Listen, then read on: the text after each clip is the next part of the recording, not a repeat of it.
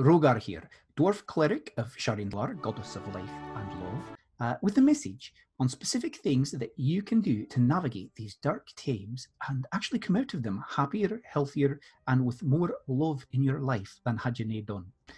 First, I think it's important to recognise that there are so many things in this life we cannot control. Wars rise, natural disasters strike, economies, and even the Great Rift may fall. Uh, Spill plagues and devastating real plagues may sweep across our lands. I think it's also important to recognise that in our daily lives between such great events, we may quest to achieve goals such as wealth or experience, but it is truly rare that we fully control how such quests may end, and even our successes may only offer a fleeting happiness. And finally, we should recognise that we may carry within us heavy wounds, fears, shames, even self-hatreds through circumstances of our birth and upbringing, our family or society or religion's dominant views on our race and class, our gender identity, and many other character-defining influences that were also beyond our control. I will just call all of these terrible things outside of our control that affect our happiness the Bogglewomps. But there is one thing that is in our control right now. One path to happiness and defeating whatever Bogglewomps the universe throws our way. As a cleric, you may think I will say the gods, but nay. As a cleric of life, I know that life is the answer. For it is we living beings that do all good things in the living world, that build the hospitals and the temples, that cure the sick and comfort the hurting, that offer tangible support and real words of kindness and so much more. And it is through living beings being good to one another that we not only promote life and love in the world, but promote our own happiness. Now, I do not offer this just as some vague truism. I want to offer you some very simple things that you can do, proven by research to enhance your life and love and happiness right now, especially amidst these dark times. The simplest, perhaps, right now, even as you hear my words, you can easily invoke the message cantrip to reach out and share kind words with a friend or family member. Even in 25 words or less, you can make a huge difference. Imagine you were having a particularly dark day and receive an unexpected message from a friend saying, I am thinking of you, I appreciate you, you are brilliant and bonny in my eyes, and I hope you're doing well. Imagine how that would be like a bright light breaking through the clouds on that dark day. And all it requires is a quick somatic gesture. It didn't even cost you any material components. And you can take it even further. Sages have made studies that prove that those who engage in community service are happier than those who focus only on themselves.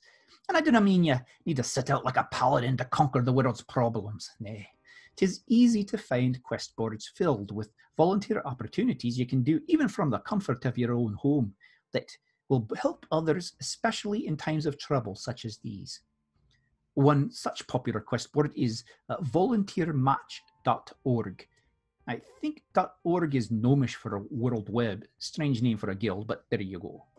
Especially in a time of crisis, where we may feel the problems behind that crisis are large and beyond our control and make us feel like we have no real power against it, volunteering is a way we can take control and take action toward a better future.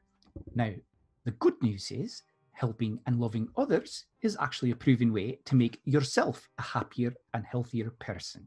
But there are also things you can do to focus on your own health and happiness directly, so that you may better help and love others.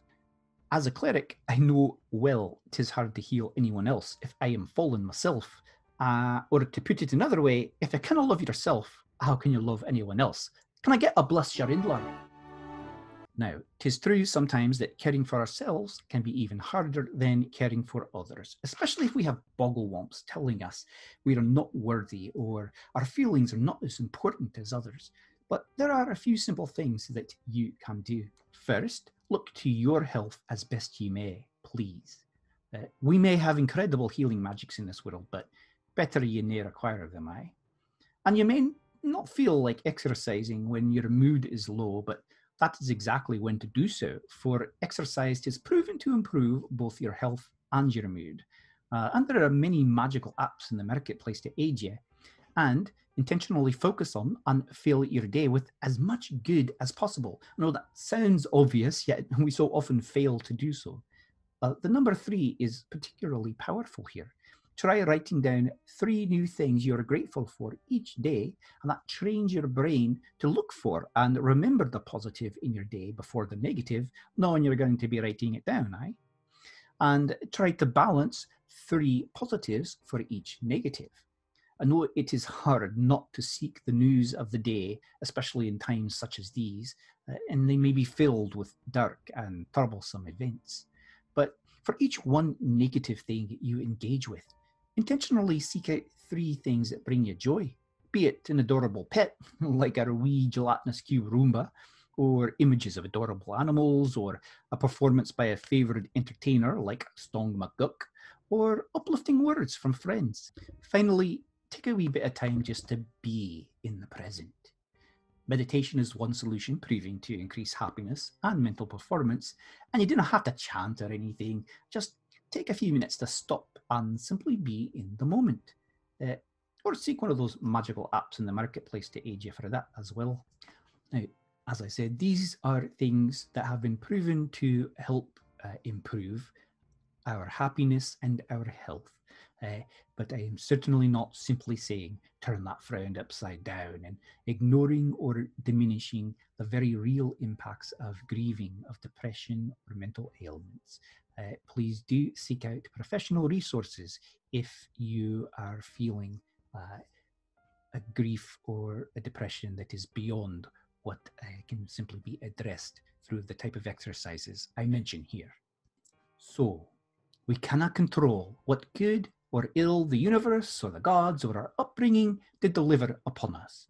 Life truly is often a series of dice rolls, and if you expect the universe or even the gods to deliver what you want, you're going to be disappointed at least as often as rewarded.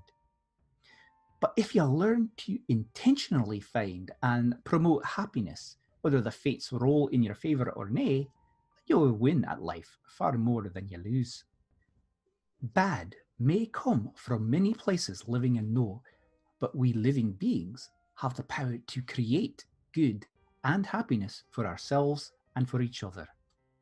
Though the times may be dark, my friends, there is always hope and light where there is life. So search for, share, and celebrate the good things each day in yourself and in others, though they may at times be hard to find. And be intentionally, deliberately, beautifully kind and loving to yourself and to each other. And we shall see each other through these dark times and defeat whatever boggawomps life sends our way. Aye? Sharon Lord's grace be upon you in this day.